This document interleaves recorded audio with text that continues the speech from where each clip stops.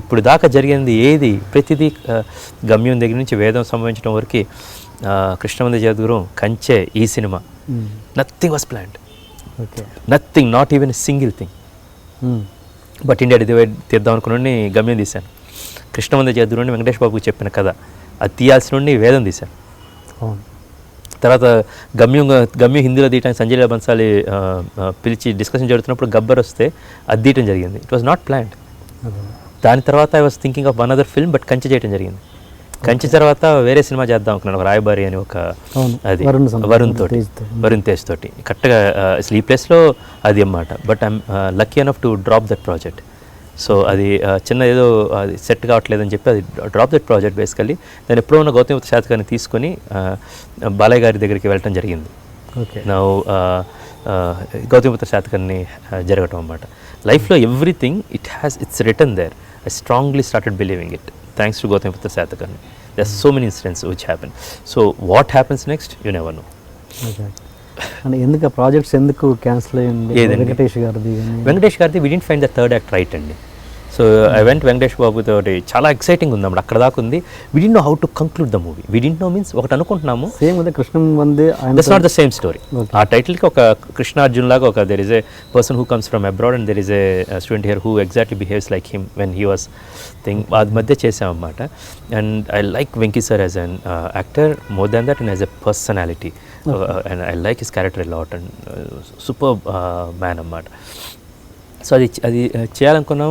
ఆయన మీద ప్రేమ ఎక్కువైపోయింది నాకు. అది మోర్ దాన్ కృష్ణ చేద్దాం. అది క్లైమాక్స్ లేకుండా నేను కథ చెప్పాను. It never happen in my life. అది ఒకసారి జరిగిందన్నమాట. సో అది రాలేదు, వీళ్ళు చేతులు కట్టుకొని చెప్పాను, సార్ క్షమించాలి, బేసికల్గా ఇది రావట్లేదని. బట్ నెక్స్ట్ చేద్దాం అని. And you are not convinced what you can do. We felt bad but we didn't do the film. And thorough gentlemen basically no the way we try to help so many. చాలా sittings కూడా చేశాము. we narrated this film to Rajinikanth గారు. ఇక్కడ రావట్లేదు thing, ఇది రజనీకాంత్ గారు he's script screen play analysis చాలా బాగుంటుంది, వెళ్ళి కలుద్దామని. అప్పుడు యాక్చువల్గా అసిందత్ గారు ప్రొడ్యూసర్ అనమాట. చిరంజీవి గారిని కూడా ఒక అపాయింట్మెంట్ తీసుకుని వెళ్ళి కలిసి ఇది కథ చెప్తే ఏమైనా సజెషన్స్ చెప్తారు అని. And hero of seas it's a different perspective. Rajinikanth గారిని కలవడం జరిగింది. దాని తర్వాత వచ్చాము. చిరంజీవి గారు అప్పుడు బిజీగా ఉన్నారు, సమ్ మూవీస్ హ్యాపెనింగ్, కలవలేకపోయాం అప్పుడు. దెన్ అది ప్రాజెక్ట్ డ్రాప్ అయింది. నాకు వేరే ఐడియా వేదం వచ్చిందన్నమాట. దెన్ ఇది పక్కన పెట్టాను. దెన్ ఆయన పర్మిషన్ తీసుకున్న తర్వాత then Allu Arjun came in to my life and changed Vedam for ever for me. And Rajiv Reddy గారితో ఏంటి మీ అనుభవం? We both went to the same university అండి అమెరికాలో. నేను ఒక చోట పనిచేసేవాను, ఆయన వేరే చోట పనిచేసేవాళ్ళు. ఆయన కంప్యూటర్స్ కొత్త, నేను though I did my pharmacy, నేను లేకపోతే టాటా ఇన్ఫోటెక్ ఉండేది, నేను కోర్సెస్ అన్నీ చేశాను. ఆయనకి C++ నేర్పించేవాడు అన్నమాట. Used to pay for my meals. So అలాగే then we started and me him Katragadda Siddharth అని అనదర్ మన సాది స్టూడియోస్ పాపయ్య గారు అబ్బాయి అన్నమాట. అతను చింతాశ్యామ్ బిఫోర్ అవర్ రూమ్మేట్స్ అన్నమాట. ఒక రిచ్ఫీల్డ్ పార్క్లో we took a condominium, say 3 BHK house laga mata. We 4 used to live. We were like partners in crime in everything. Then when I wanted to become a director, it's a very impulsive decision. One Wednesday I thought, Rajiv came to India. Then JFK kathan pick chesukodaniki ellanu. While traveling back I told him that I want to go back to India. He thought for a holiday, I want to go for good. I want to make movies. Okay. Nammaledamata. Then we stopped at one Cedar Ridge Hotel and I still remember that, that cafe. Ordered this nice broccoli soup and I told him basically, I really want to tell stories and that each basically somehow I want to go back. Then I traveled, I came back, then Rajiv came back and he also loves movies. And he's a great thinker and మేము చాలా విషయాల్లో అసలు మేము ఏకీభవించాం అన్నమాట. నాకు నచ్చిన shirt తనకు అసలు నచ్చదు బేసికల్గా. But we respect thing, he knows complete trust on me as a creative thing. He won't even question. ఏమైనా ఉంటే అభిప్రాయం ఉంటే చెప్తాడు, దాని తర్వాత ఇంకా సెకండరీ ఉండదు. అతను చేసింది ఏది నేను అడగను అన్నమాట. So what ever he does for the good of me, what ever I do for good of him. That's how the friendship continuing. It's part of family now for my brother. And family విషయానికి వస్తే సుహాసిని గారితో మీరు ఎక్కువగా ప్రతిసారి తల్లి కంటే ఎక్కువగా చెప్తుంటారు. ఏంటి అంత అసోసియేషన్ ఎలా? She's another mother for me basically. When I was when I wanted to become a filmmaker, she's the only one who understood. There are so many things which I cannot share on camera basically. It's a great bonding of a sister amata thing and complete trust. నాకు డబ్బులు అవసరం అయితే తను బేసికల్గా whatever kind of thing she was ready to give all the money she has to make this film. And strong support system comes from my brother in law అన్నమాట. చాలా స్వచ్ఛమైన people, mister Srinivas are Suhasini, great kids they have. And God has bless me with great things in life, great family, beautiful wife, and very అర్థం చేసుకునేది at the same time, అర్థం చేసుకోవటం at the same time అర్థం కంటే నీ అర్థం చెప్పే wife అనొచ్చు మీరు, too early to say అని, but she's very supportive and great friends I have and great team to work with, and now great audience who are accepting my movies. Very excited phase in my life. అంటే సుహాసిని గారి గురించి అంటే నేను share camera ముందు share చేసుకోగలిగేవి ఏదైనా share చేసుకోలేనంటే అయ్యేం లేవండి. చిన్నప్పటి నుంచి అవన్నీ చెప్పుకోవాల్సిన అవసరం లేనివ్వండి. చిన్నప్పటి నుంచి కొట్టుకునే వాళ్ళు. నాకు ఇక్కడ తనకి ఇచ్చిన మార్క్ చిన్నప్పుడు ఎక్కడో పడిందన్నమాట. చిన్నప్పుడు అది we grew up very closely. నాకు మా brother Chinni, he stays in Abu Dhabi, he married to a doctor Soumya అని. Then bless with 2 beautiful kids actually. వాడికి నాకు కన్నా తనకి సుహాసిని తనతోటి నాతోటిను. So she understands. చిన్నప్పటి నుంచి మేము లిరిక్స్ అన్ని రాసుకొని పాడుకునే వాళ్ళం అన్నమాట. నాకు పాట నచ్చితే ఋతురాగాల్లో నుంచి, వాసంత సమీరంల దగ్గర నుంచి, సాగర్ సంగంలో పాటల దగ్గర నుంచి మెల్లగా మెల్లగా తట్టిన ఆశ అనే సినిమా వస్తే. So we have so many great memories. మా కజిన్స్ బర్త్డే కానీ ఇది కానీ. She's part of a good life. So మీరు సీరియల్స్ని అప్పటి నుంచే ఫాలో అవుతున్నారు బాగా?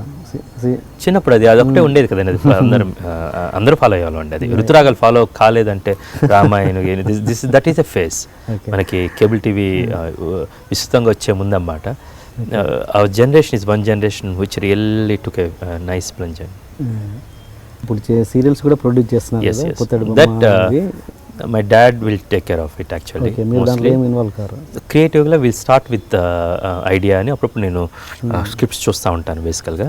దెన్ సుహాసిని అండ్ ఐశ్వర్య గారు, Raju is wife, and they take care. Aishwarya is now more in to costumes, working for Kanche కానీ ఇది కానీ.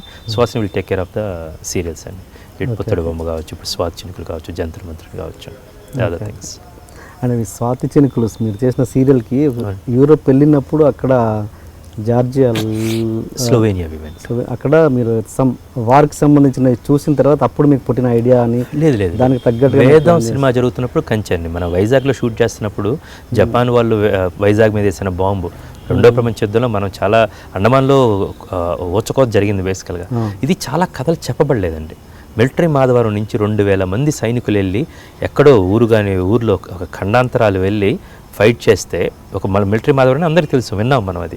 అక్కడి నుంచి వెళ్ళి చేస్తే దసే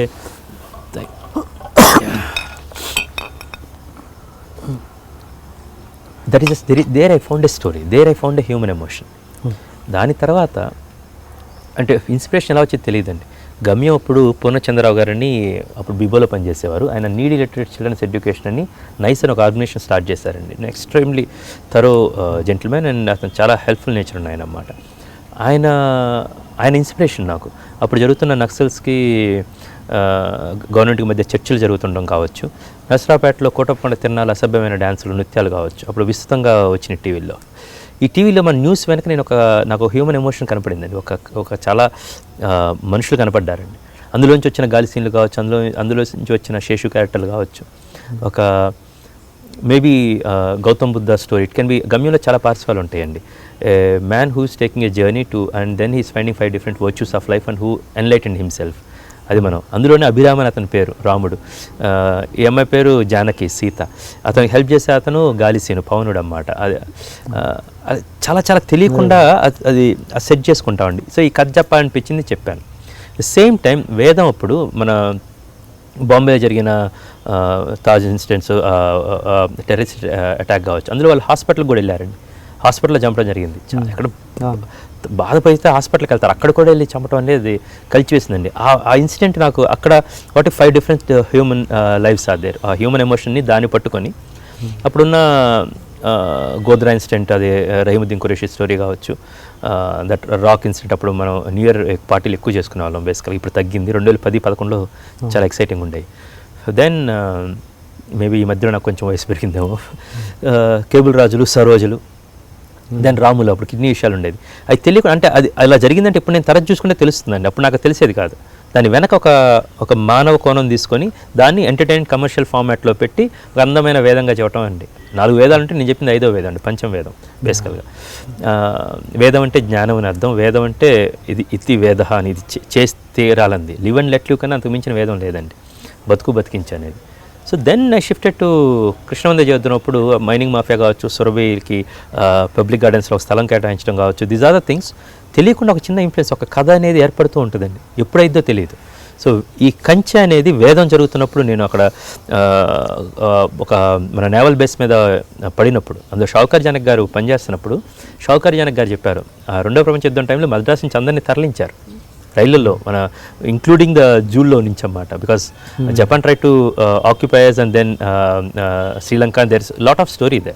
చాలా గొప్ప కథ ఉంది. మన సుభాష్ చంద్రబోస్ దగ్గర నుంచి హిట్లర్కి గాంధీజీ గారు రాసిన లేఖల దగ్గర there is a lot, we're involved, but దాన్ని పట్టించుకోవట్లేదు.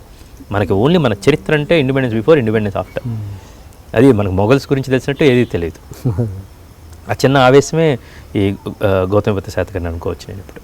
సో ఎప్పుడో 2011-12లో జరుగుతున్న కొండపల్లి తవ్వకాల్లో, కోట్లింగాల పక్కన ఆ పరిసరాల్లో పరబ్రహ్మ శాస్త్రి గారు, కృష్ణశాస్త్రి గారు వాళ్ళు ఆ శాతవాహన కాయిన్స్ పెట్టినప్పుడు దెన్ అగైన్ ఇట్ జనరేటెడ్. నేను చిన్నప్పటి నుంచి చిన్న కథ, ఆ కాయినేజ్లో మొట్టమొదటి కింగ్ హూ ప్రింటెడ్ ఆయన మొహాన్ని కాయిన్ మీద ఎంబోజ్ చేశాడు అనగానే then you revisit and you find a great story behind this man. Then oh this is a story you want to tell, but it took a long time for me. ఇది ఎప్పుడు కృష్ణవందే జరుగుతున్నప్పుడు జరిగింది. Then అది it took its own shape. ఒక అదే చిక్కుముళ్ళు వేసుకుంది, అదే ప్రశ్నలు ఓపెన్ చేసుకుంది, అది ఇక్కడ దాకా తీసుకొచ్చింది అన్నమాట. కథ చెప్పాలని ఆవశ్యకత నాకు అనిపిస్తే, ఆ కథని నేను బాగా ఇష్టపడితే అప్పుడు మాత్రం కథ చెప్పడానికి నేను రెడీ అవుతానండి. The general, because that's another thing బేసికల్. ఐ కాంట్ రియల్లీ నెక్స్ట్ ఈ హీరోతో సినిమా చేద్దాం, ఆ హీరోతో సినిమా చేద్దాం అనేది చాలా రేర్. నేను కథ దొరికితే ఎనీ హీరోస్ దేరండి. హీరోకి ఎవరనేది ఇంపార్టెంట్ కాదండి. ఐఎమ్ టెలింగ్ దిస్, ఒక మంచి కథ ఉంటే any hero is there right now. Every hero కథ తీసుకుని వెళ్తే, ఎగ్జాంపుల్ నేను 100వ సినిమాని ఇంతవరకు నేను 15-20 కోట్ల కన్నా బడ్జెట్ తీయనని 100వ సినిమాని బాలకృష్ణ దగ్గర కథ తీసుకెళ్తే రెడీ, లెట్స్ డూ ఇట్ అన్నారన్నమాట.